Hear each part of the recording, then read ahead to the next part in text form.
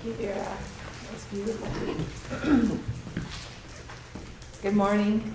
Good morning. Welcome to the Unitarian Universalist Coastside Community Sunday Service. I am Laurel Frischman, and along with Nancy Palmer and Bill Hevlin, we are your warm and fuzzy worship associates today. And a very warm welcome to those visiting for the first time, and also for those visiting on Zoom. Unitarian Universalism stands among the liberal faith traditions of this nation, working for social justice, repairing the world, and helping all of us blossom spiritually. And as a denomination, not just this congregation, but all our congregations, UU recognizes the LGBTQ rights. So, whomever you love, whatever paths you have traveled so far, whatever your inspirations, you are most welcome here. For each of you represents a hopeful miracle in our midst. And we see in each of you a potential to inform us, to challenge us, to nudge us, each of us, towards becoming better human beings on this earth. Today we warmly welcome back Ron Ahnen to the UUCC pulpit with a sermon called Spiritual Transformation Through a Growth Mindset. Ron promises to explore the multiple connections between the growth mindset, UU's draft Article 2, and our own journeys. So, change is in the air.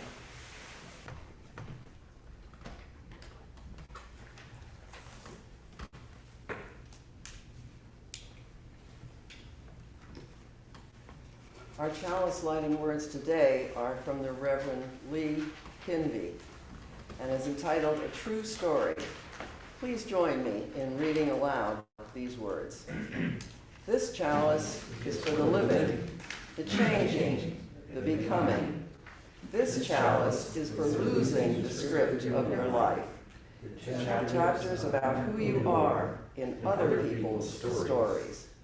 This chalice is for the lost GPS that was supposed to show you how to get where they expected you to go. This chalice is for skipping directions, coloring outside the lines, painting not by number, but by silence, by wild abandon, with a brush you made yourself from light deep inside. Startling, vivid, a new voice that already knows you. Finally, a true story. Thank you.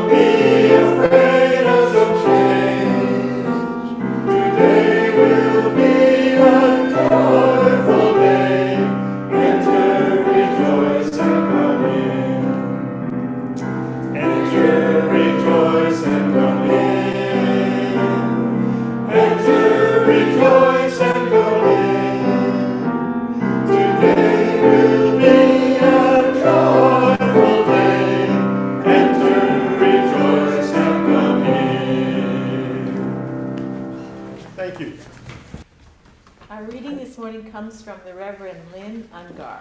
and it's called Before Spring. Bless the buds that have yet to open, the bare branches turning red. Bless the green noses of bulbs as they push through the soil, and the raucous starlings in their tree conventions. Bless the quince that blooms early, no one wants its fruit. Bless the days of rain and the days of fog, the mud and the mess of it. Bless the first dandelions, or oxalis, raising brave, unwelcome golden heads. Bless this time when the world is not yet beautiful, but you can smell change in the air. One of my joys is that it is my great pleasure to introduce our guest speaker, Ron Ahnen, who's here with us, returning. Ron Ahnen is a 4-year part-time student at Star King School for the Ministry, currently in his last semester of seminary studies, and we have some news. In August, Ron begins a sabbatical from his current position as professor of politics at St. Mary's College in order to serve as ministerial intern at the First Unitarian Church of Albuquerque, New Mexico. We're going to miss Ron. He's been a regular guest speaker here at UUCC, and we're happy he's been so well placed for this internship. So welcome, Ron.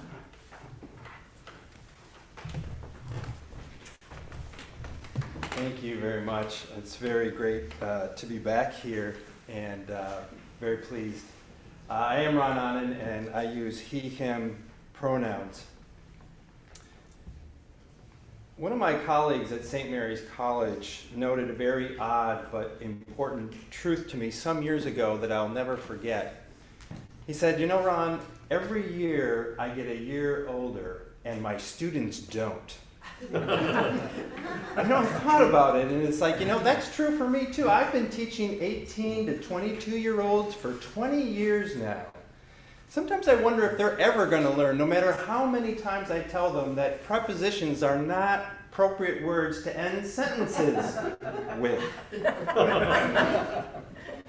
Well, the fact that my students don't age while I do means that the life experience gap between us is growing year by year. So for this reason, every year I download something called the Beloit College Mindset.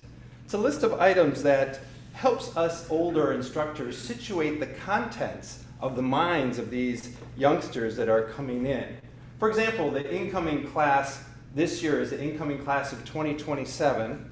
They were born in 2005, okay? So in their lifetime, one has always been able to upload a video to YouTube.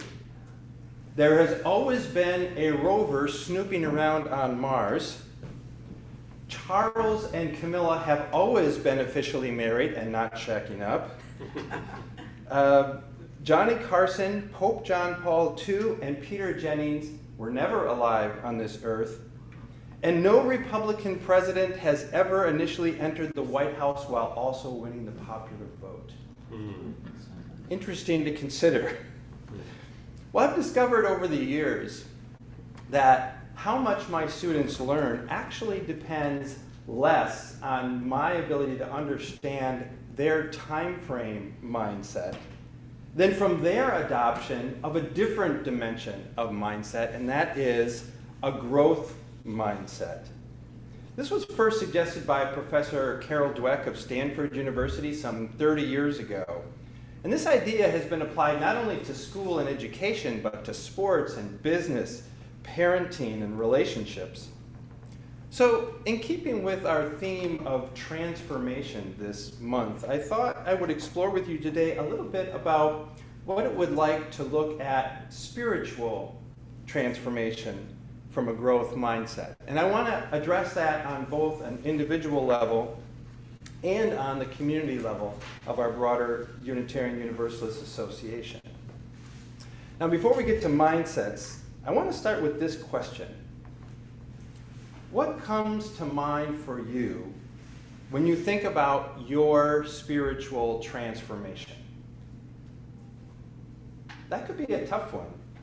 That's a tough one for me, my spiritual transformation. The words themselves are not that hard, but trying to articulate what it really is, it's just not easy to put into words. Well, one way to tackle a difficult concept is by pulling it apart. So let's start with transformation. You know, transformation is one of the new 7 core values that have been proposed to as the most recent expression of what Unitarian Universalism is all about. Now, for those of you who might not be as familiar with this, our purpose as a UU association is expressed in the second article of our bylaws, Article 2. And by the way, the bylaws actually require us to update this Article 2 every 10 years. The last time we did it was 1985 when we came up with 7 principles as they are shown here. So we're a little behind schedule. This to me feels like I'm about as behind as cleaning out the attic space of my garage.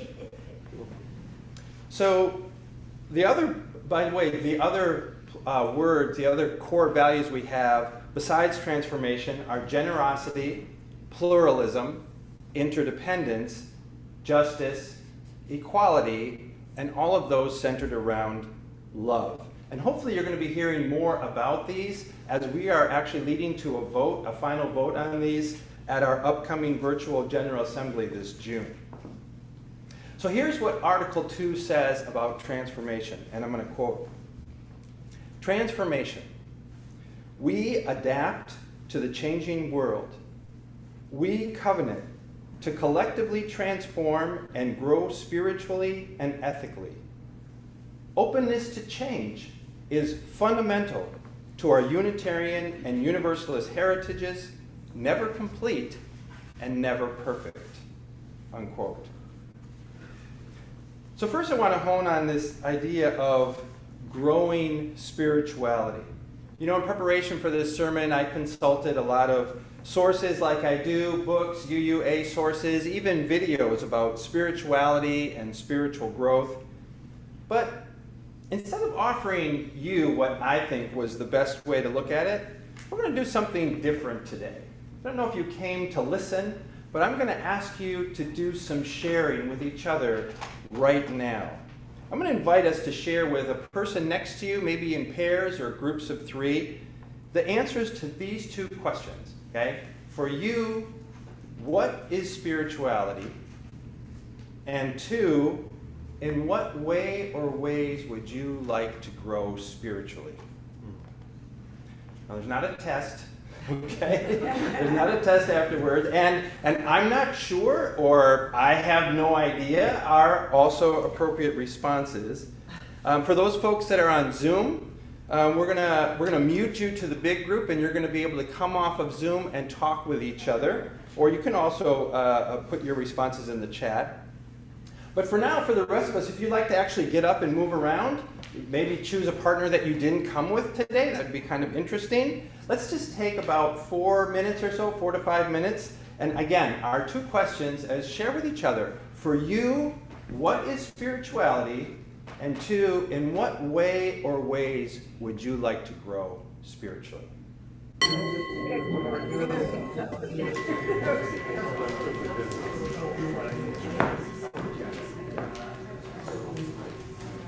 Well, thank you very much for indulging me with that exercise. I felt a lot of energy in the room, and that's really great. Maybe we can do some of the sharing later on in the sermon. But right now, I wanted to focus on the second part of the language on transformation, the fact that openness to change. Openness to change is fundamental to our UU heritage, which, as stated, is never complete, never perfect.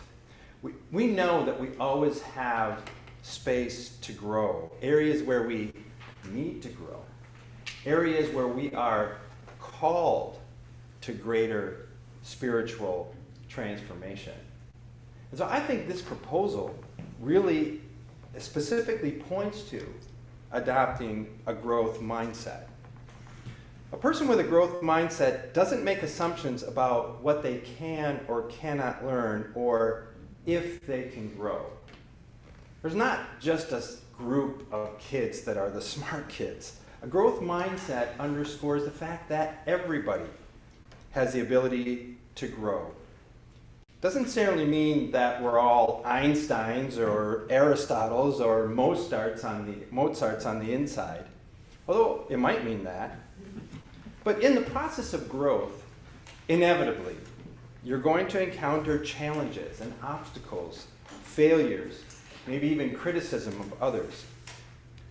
But a person with a growth mindset sees these difficulties or challenges as opportunities rather than letdowns, as joyous moments instead of setbacks, because they know that these experiences, these tough parts, point to exactly where we can grow, what I'd like to call our growing edges. And identifying our growing edges is really the first step on our journey towards growth. Now, in a fixed mindset, learning can happen, but when these difficulties arise, they're cause for frustration or concern, worry, sometimes even dejection. A person with a fixed mindset assumes that one's talents and abilities are innate. They're just that, they're fixed. And more importantly, they tie that to their self-esteem and their self-identity. So with a fixed mindset, a person might think, well, I'm good at math, or I'm bad at philosophy, or I really get spirituality. But when they start to encounter difficulties, they fall back and experience limits to their growth because they spend their time trying to prove to themselves that which they think about themselves. They're worrying more about their self-identity, and they spend less time on learning how to grow. Their mindset becomes a barrier to growth. Now, most of us probably don't have a solely fixed mindset or a growth mindset. We're probably somewhere in the middle of the two. And the most important part of the research, I think, is that mindsets are malleable. You can actually choose to change your mindset. What would that look like with spirituality? Let's take some time now. We're going to do something also a little different to think about spiritual growth and transformation in a sort of meditation exercise. Okay, so I'm going to invite you now to call to mind one way in which you think that you want to grow spiritually. Maybe it's what you shared with your partner just now, or maybe you have something else that come to mind. And for a few moments, I'm going to ask you now to just soften your gaze, maybe close your eyes, just sort of keep this area, this growing edge that you have in your mind. You've just put your finger on where you want to experience spiritual transformation. And as you keep that in mind, let's root out any fixed mindset thoughts that you might have around that goal. Root out the thought that I'm not really good at that. Root out the thought that I feel bad about myself for being such a slow learner on this. Root out the thought that if I don't learn this soon, I might as well just give up. And in its place, let's develop a growth mindset. Imagine for yourself, in this area of growth for me, I know I will encounter challenges and difficulties, but these are good for me because they illuminate my path to spiritual growth. These obstacles will help me see where I need to focus and practice so I can grow spiritually. I know I can grow, though never reaching perfection, and the speed or trajectory of my spiritual journey does not define me or my worth. Let's hold these thoughts in silence for just a few minutes more.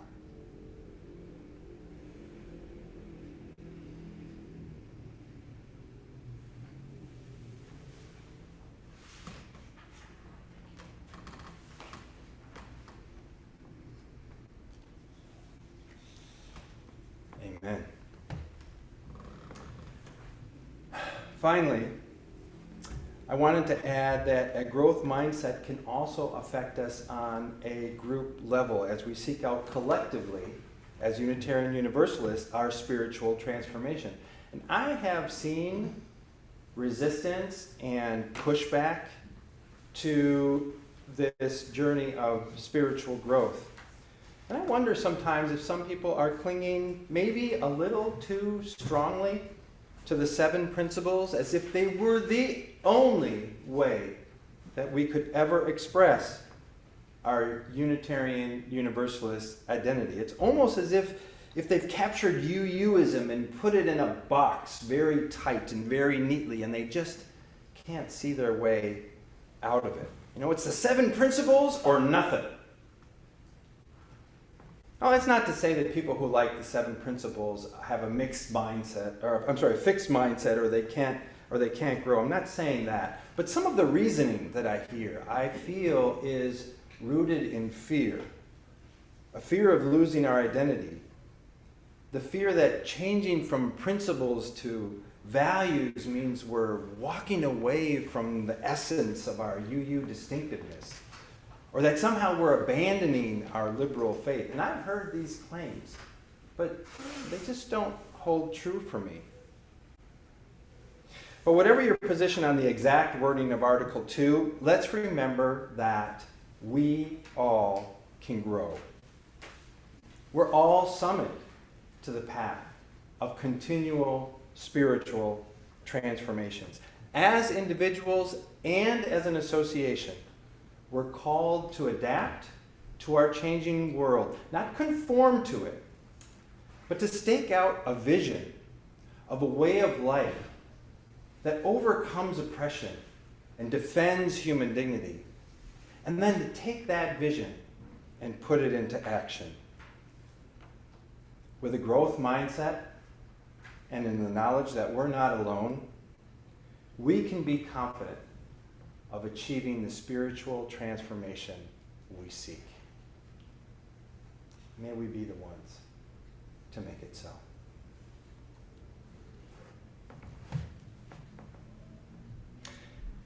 And among the most wondrous and powerful transformations in nature is a caterpillar turning into a butterfly. And so I invite Dietrich now to remind us of this wonder by playing for us Butterfly by Edvard Grieg.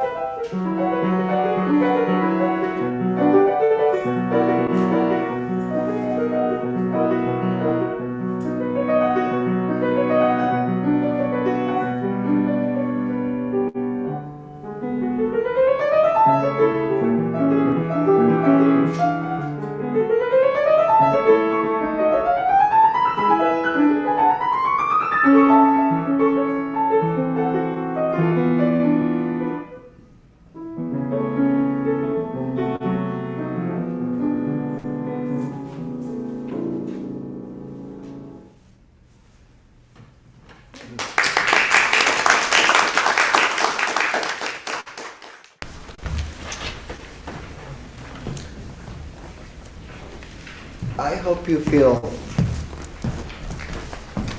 a little bit glad for me and a little bit sorry for me, because I have 3 tough acts to follow. Ron, that was a great sermon that will follow me around. And Diedrich, that was a beautiful interlude. Thank you.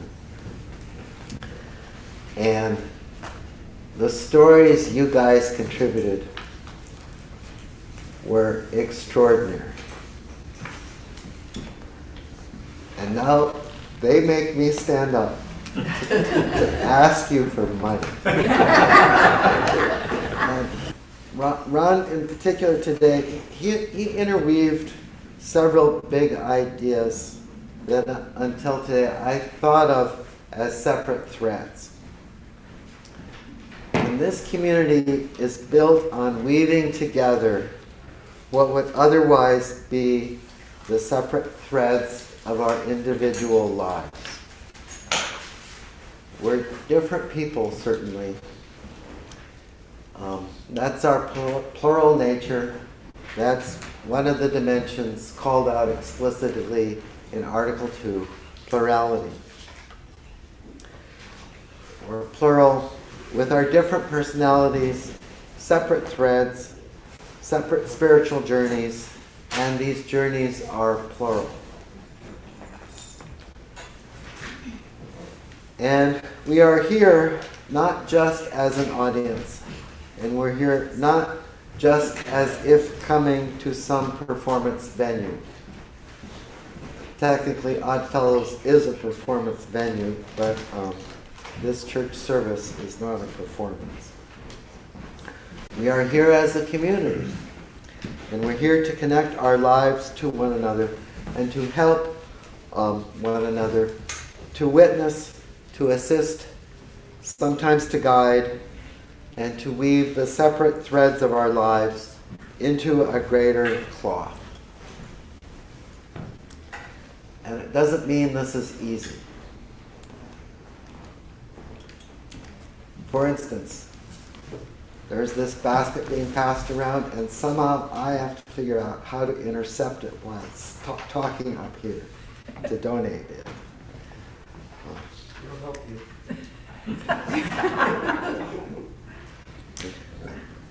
So the growth mindset weaves this cloth together, this interdependent and common nature of this community, UUCC. This community has its own journey, and this journey singular. And it's an extraordinary journey.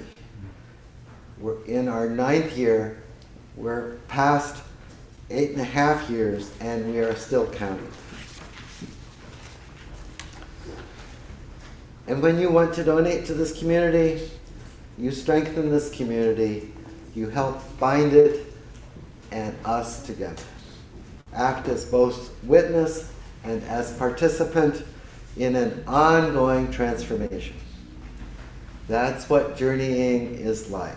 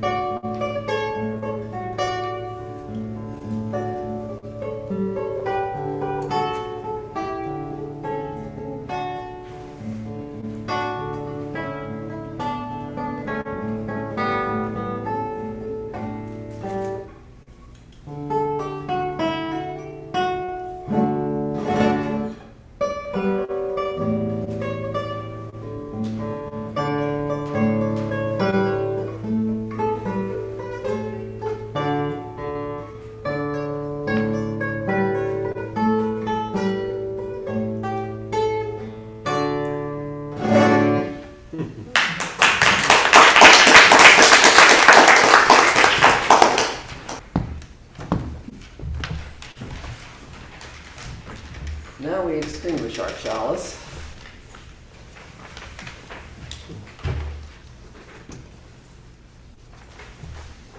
Please join me in reading these chalice extinguishing words by Deborah Burrell, which are entitled Kindle New Sparks.